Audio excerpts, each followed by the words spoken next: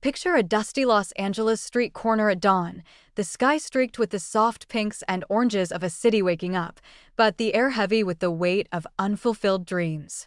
A little boy, barely 8, stands alone, his small frame hunched under a tattered backpack that's more patches than fabric, his worn sneakers scuffing against the cracked pavement. His voice, a trembling whisper, cuts through the morning's hum. "Please let me go to school." His brown eyes, wide with a desperate hope, fix on a group of teens lounging nearby, their faces twisted with amusement. They laugh, their cruel taunts echoing off the graffiti-stained walls of Skid Row, mocking his faded hoodie, his messy black hair, his dreams of a classroom he's never set foot in. The boy Liam clutches a worn stuffed lion named Simba, his only companion, as their laughter stings like a whip. His plea grows softer, almost lost in the city's rising noise, cars honking, vendors shouting, the distant wail of a siren. But then, a sleek Aston Martin screeches to a halt, its polished chrome glinting in the early light, silencing the street's chaos. A millionaire steps out, his tailored suit crisp, his presence commanding, his sharp eyes locking onto Liam's trembling form. Ethan Caldwell, a man known for his icy demeanor and untouchable wealth, hears the boy's plea and strides forward, his voice slicing through the teen's mockery like a blade. This boy is going to school today. What could keep a child from the classroom, forcing him to beg for a chance to learn?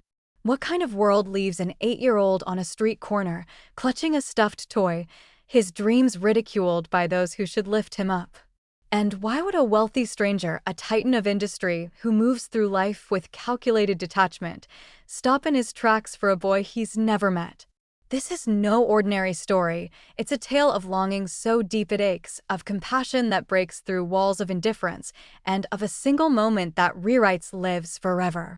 Liam's voice, small but unyielding, carries the weight of a dream that refuses to die. Ethan's intervention, swift and fierce, is a spark that ignites a chain of events no one could predict.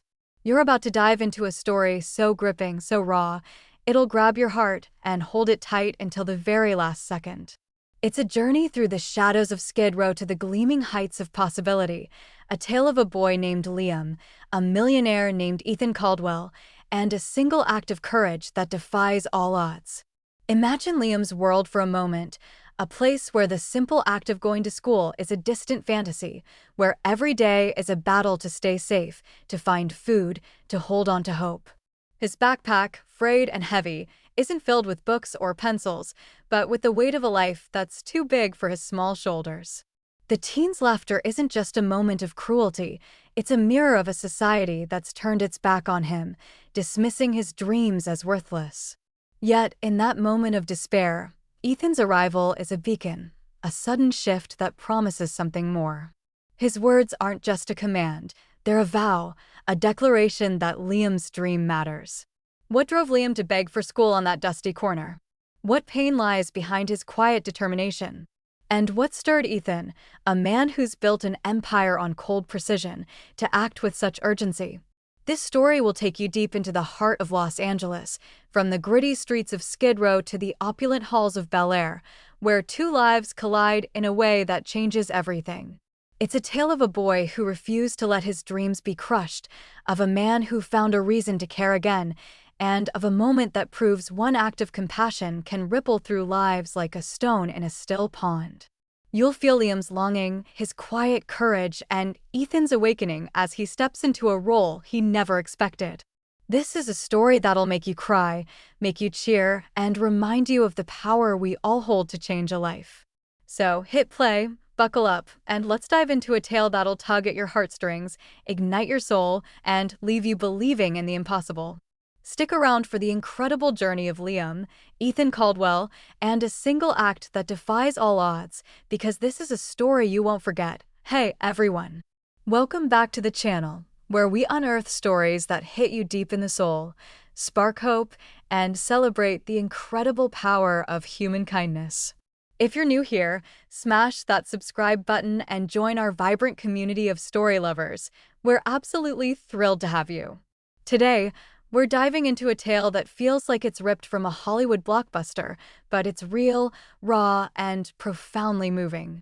It's about Liam, an 8-year-old boy whose heart burns with a dream of education, yet he's trapped in a world of neglect and despair.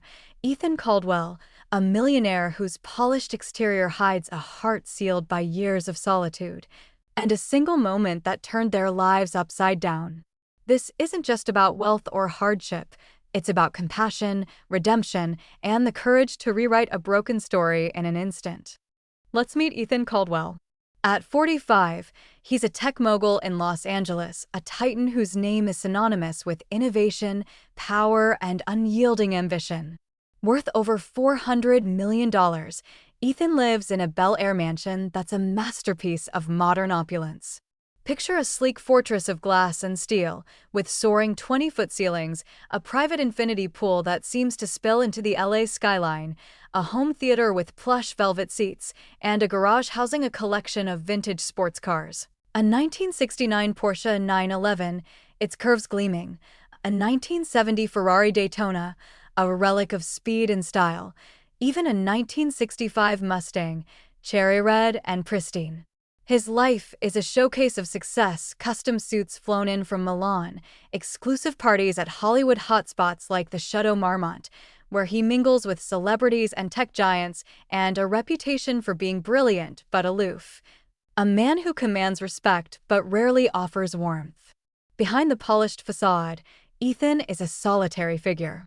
Divorced 7 years ago after a marriage that crumbled under the weight of his ambition, he has no children and has poured his life into Caldwell Innovations, a tech empire that shapes LA's startup scene with cutting-edge software and venture capital deals. His staff, drivers, chefs, personal assistants, security guards, manage his world like a well-oiled machine, but he barely acknowledges them, their names and faces fading into the blur of his high-stakes world of acquisitions, mergers, and multi-million-dollar contracts. Ethan's days are a whirlwind of precision. Mornings begin with a 5 a.m. workout in his private gym, a space of sleek equipment and mirrored walls, followed by espresso from a $10,000 machine while he reviews market trends on a wall of monitors. His office, perched on the top floor of his downtown tower, is a minimalist marvel, glass walls, a polished mahogany desk, and a view of the city that stretches from the Hollywood Hills to the Pacific Ocean.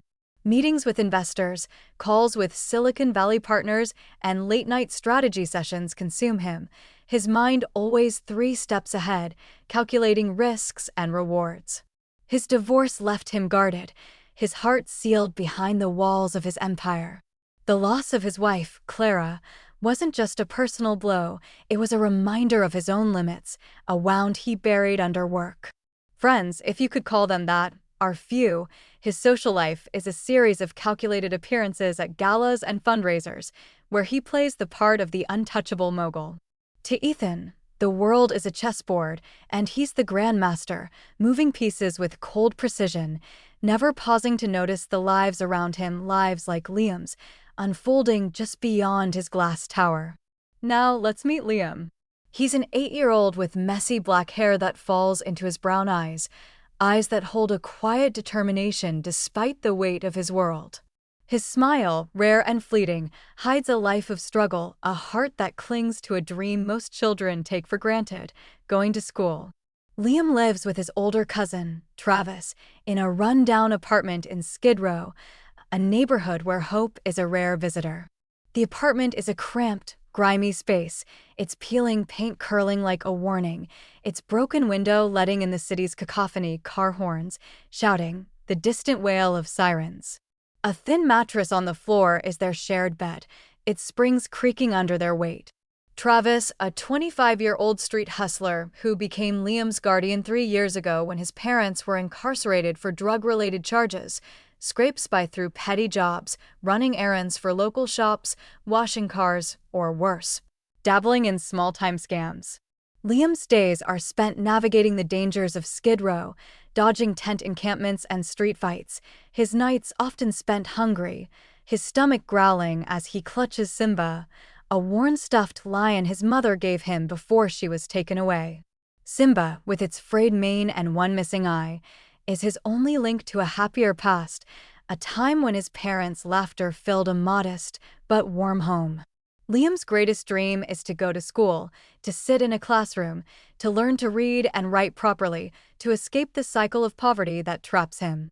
He's taught himself bits of the alphabet from a tattered notebook he found in a dumpster, tracing letters with a broken pencil, sounding out words from a library book about lions ruling the savannah.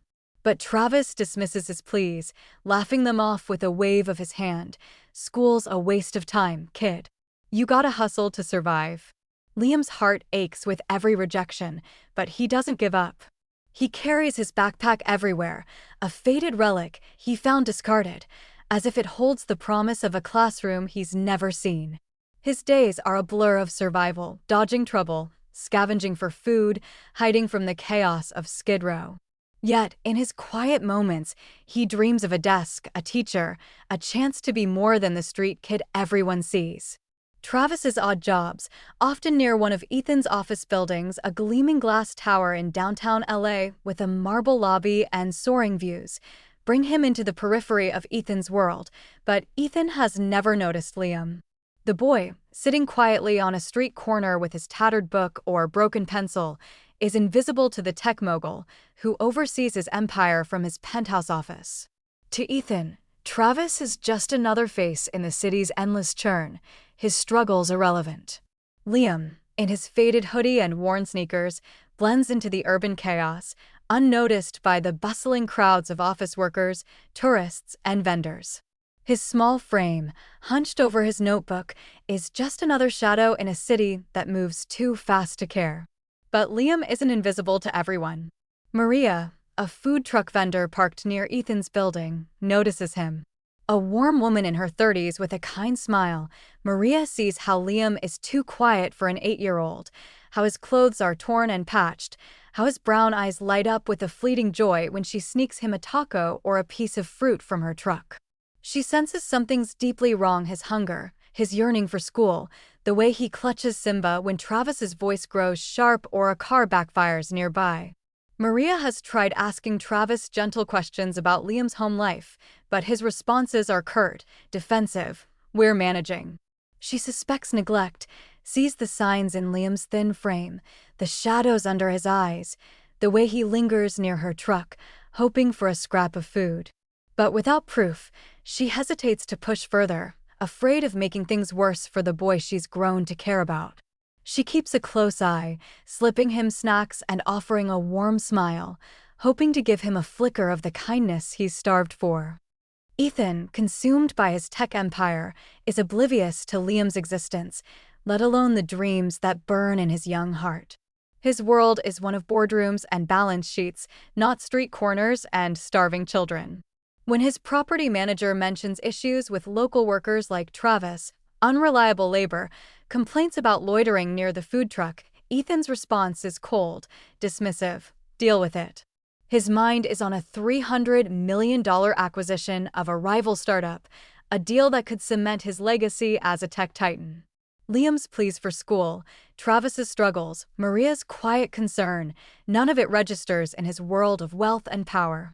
That is, until one fateful morning, a moment that will shatter his carefully constructed world and force him to confront a reality he's never imagined. Let's dive into the problem that set the stage for this life-altering encounter, a moment where a boy's desperate plea and a millionaire's unexpected compassion collide to change everything. Liam's life was a daily battle against a world far too harsh for his young heart. At 8, he should have been in a classroom, sounding out words with a teacher's guidance, kicking a soccer ball with friends, or dreaming of adventures with Simba, his stuffed lion, by his side. Instead, he was surviving, navigating a life where hunger, loneliness, and the constant threat of danger defined his days. Travis, his 25-year-old cousin, was a troubled young man, his life consumed by street hustles and desperation after taking Liam in when his parents were imprisoned for drug-related charges 3 years ago. Their Skid Row apartment was a cramped, grimy space, its peeling paint flaking onto the floor, its broken window letting in the city's cacophony, car horns blaring, arguments spilling from nearby tents, the wail of sirens piercing the night. A thin mattress on the floor, its springs creaking, was their shared bed, offering little comfort in the sweltering LA heat or the chilly winter nights. Hunger was a relentless ache. Liam's meals often just scraps from Maria's food truck, a taco, a half-eaten empanada, a bruised apple, or nothing at all, his stomach growling as he curled up with Simba, whispering stories of lions to escape his reality. Travis's sporadic work, running errands, washing cars, or dabbling in petty scams near Ethan's downtown office tower, a gleaming glass structure with a marble lobby and soaring views, meant Liam sometimes tagged along, sitting on a street corner with Simba, tracing letters in a tattered notebook or reading a worn library book about lions ruling the savannah. The corner, just outside Maria's food truck, was a small island in the city's chaos, surrounded by the clatter of dishes, the chatter of office workers, and the rush of traffic. Maria, the food truck vendor, took a special interest in Liam, noticing his thin frame, his faded hoodie that was too small, the way he'd clutch Simba when Travis's voice grew sharp or a car backfired nearby. She suspected neglect, Liam's hunger, his yearning to go to school, the faint shadows under his brown eyes, but lacked proof. Travis dismissed Liam's pleas for education with a laugh, his voice rough from too many late nights. "School won't get you out of this, kid. You gotta hustle to survive." Liam was paying the price: hunger, loneliness, and a dream of learning that seemed further out of reach with every passing day. Liam's longing for school wasn't just a childish whim, it was a burning desire to escape the cycle of poverty that trapped him. He'd seen other kids in clean uniforms, laughing as they walked to school with backpacks full of books, and it filled him with a quiet ache. He'd found a tattered notebook in a dumpster behind a convenience store, its pages yellowed but blank, and a broken pencil with just enough lead to trace letters. Late at night, under the dim glow of a flickering streetlight that shone through their broken window, he'd practice his ABCs, sounding out words from a library book he'd borrowed, a book about lions ruling the savannah, their strength and courage a world away from his own. He'd whisper the words to Simba, his stuffed lion, as if the toy could carry his dreams to a classroom he'd never seen. Travis, consumed by his own struggles, saw Liam's efforts as pointless, his laughter a blade that cut deeper each time. "School's for suckers," he'd say, tossing aside Liam's notebook, leaving the boy to pick it up with trembling hands. Ethan, meanwhile, lived in a different universe, one of polished glass and calculated moves. His Bel Air mansion was a fortress of solitude, its sleek glass and steel design a testament to his wealth, but not his warmth. The mansion was a marvel: 20-foot ceilings, an infinity pool that seemed to merge with the horizon, a home theater with plush velvet seats, and a garage of vintage cars that gleamed like trophies. His days were a blur of precision: 5 a.m. workouts in a private gym, espresso from a $10,000 machine, meetings with investors in his minimalist office atop his downtown tower, where floor-to-ceiling windows framed the LA skyline from the Hollywood Hills to the Pacific. His divorce 7 years ago, after a marriage strained by his relentless ambition, had left him guarded, his heart sealed behind the walls of his empire. Caldwell Innovations was his legacy, a tech giant that shaped LA's startup scene with cutting-edge software and venture capital deals. His staff, drivers, chefs, assistants, security guards, were invisible to him, their personal lives irrelevant. When his property manager mentioned issues with local workers like Travis, unreliable labor, complaints about loitering near the food truck, Ethan was dismissive, his response curt: "Deal with it." His mind was on a $300 million acquisition of a rival startup, a deal that could redefine his empire, not a struggling hustler or the child who tagged along. Liam's existence, Travis's struggles, Maria's quiet concern, none of it registered in his world of wealth and power. But Liam's situation was growing desperate. Travis's hustles were barely enough to keep them from eviction, and his neglect meant Liam was often left alone, scavenging for food in alleys or near Maria's food truck, his small frame hunched as he searched for scraps. His dream of school grew more urgent with every passing day, fueled by glimpses of other children with backpacks, their lives so different from his own. Maria, at the food truck, noticed Liam's growing desperation, his parched lips, his weary eyes, the way he'd linger near her truck, hoping for a taco or a kind word. She began slipping him extra food, a burrito, a piece of fruit, and glasses of water, but she couldn't fill the void of care Liam needed. Travis's erratic behavior meant Liam was often left on the street corner for hours, his tattered backpack a symbol of a dream he refused to let die. The breaking point came on a dusty Los Angeles morning, the street buzzing with the energy of a city waking up, traffic roaring, vendors setting up, the air thick with the promise of another hot day. Liam, alone on the corner near Maria's food truck, approached a group of teens lounging nearby, their sneakers scuffed, but their confidence sharp. "Please let me go to school," he begged, his voice trembling with a hope that refused to break, his brown eyes pleading as he clutched Simba. The teens laughed, their taunts cruel and unrelenting, mocking his tattered clothes, his messy hair, his dreams of a classroom. "School? You? Look at you, kid," one sneered, his words cutting deep.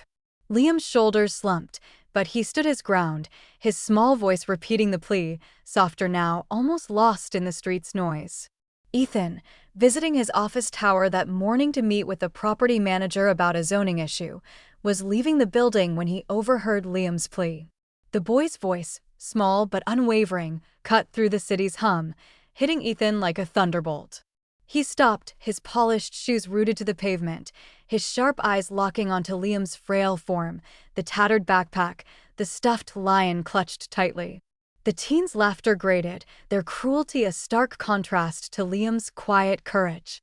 Ethan strode forward, his presence commanding, his voice slicing through the mockery. "This boy is going to school, today." His tone was sharp, his heart racing with a compassion he hadn't felt since his divorce, stirred by the sight of Liam, small but determined, begging for a chance at a future.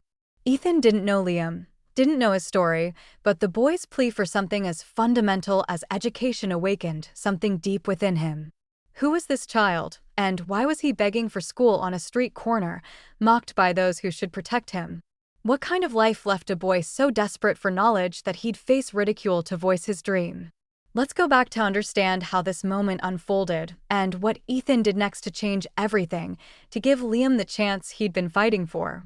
To grasp the full weight of that moment on the street corner, we need to rewind to Liam's life before that dusty Los Angeles morning to understand the world that shaped his desperate plea and the forces that brought Ethan Caldwell into his orbit.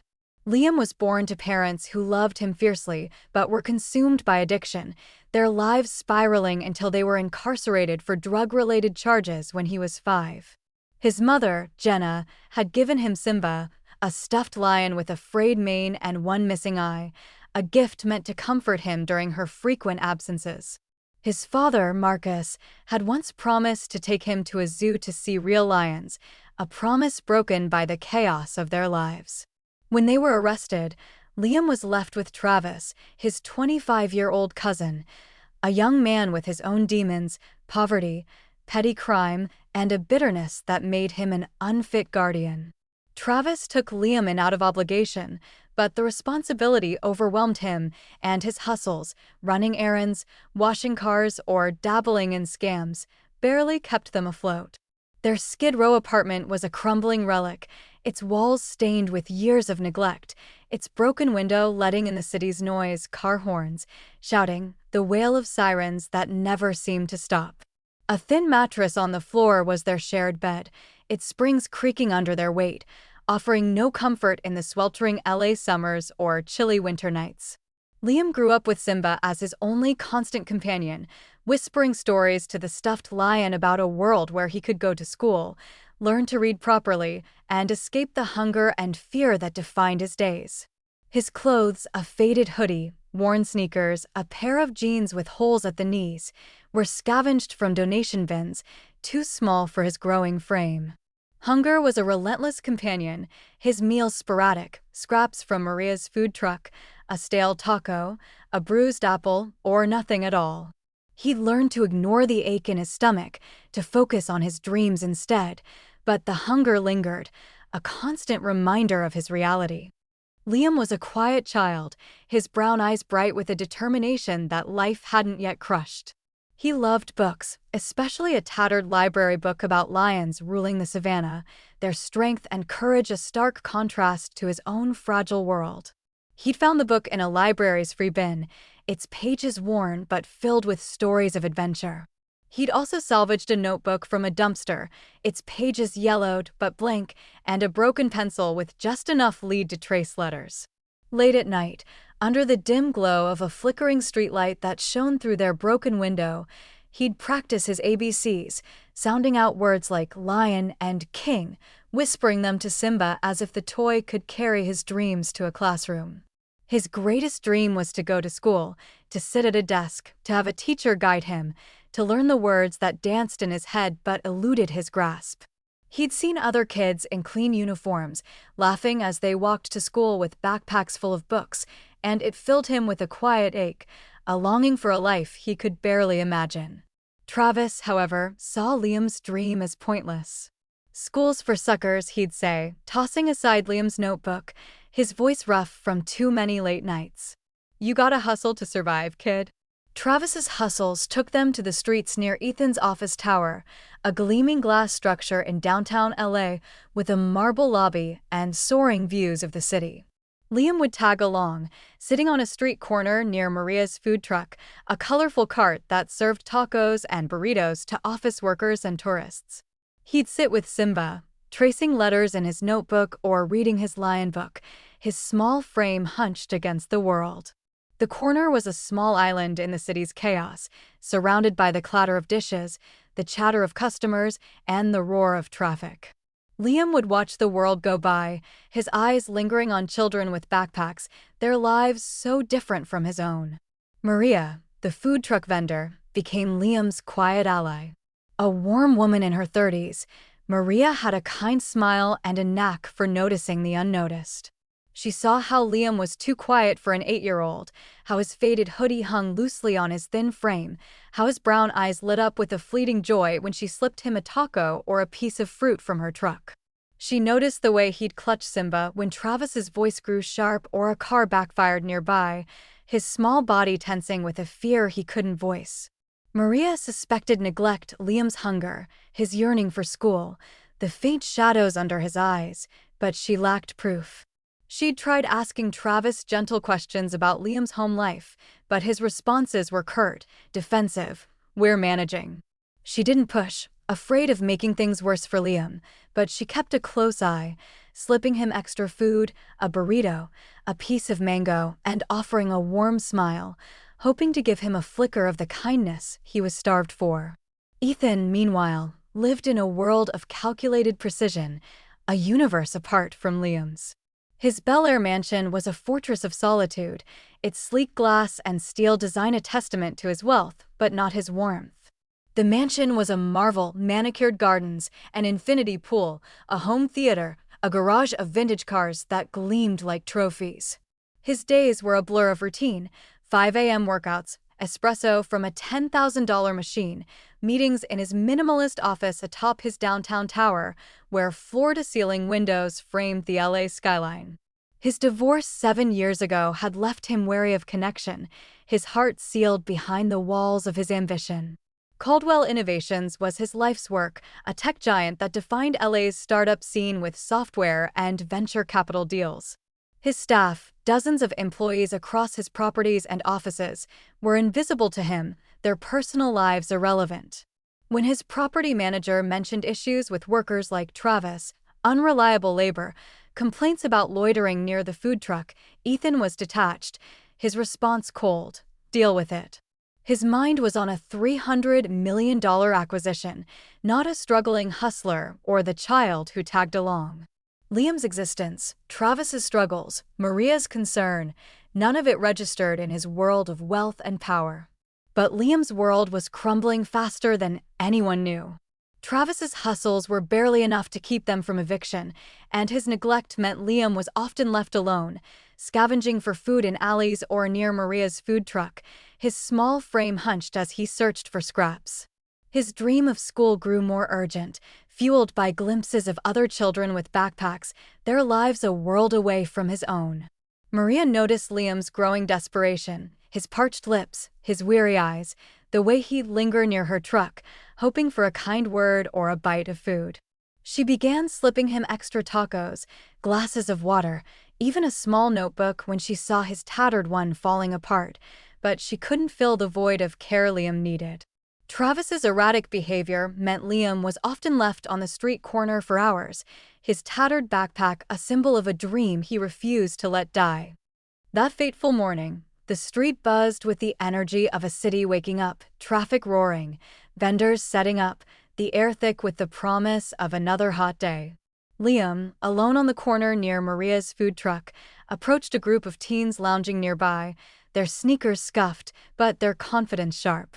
He'd seen them before, their taunts a familiar sting, but his dream pushed him forward.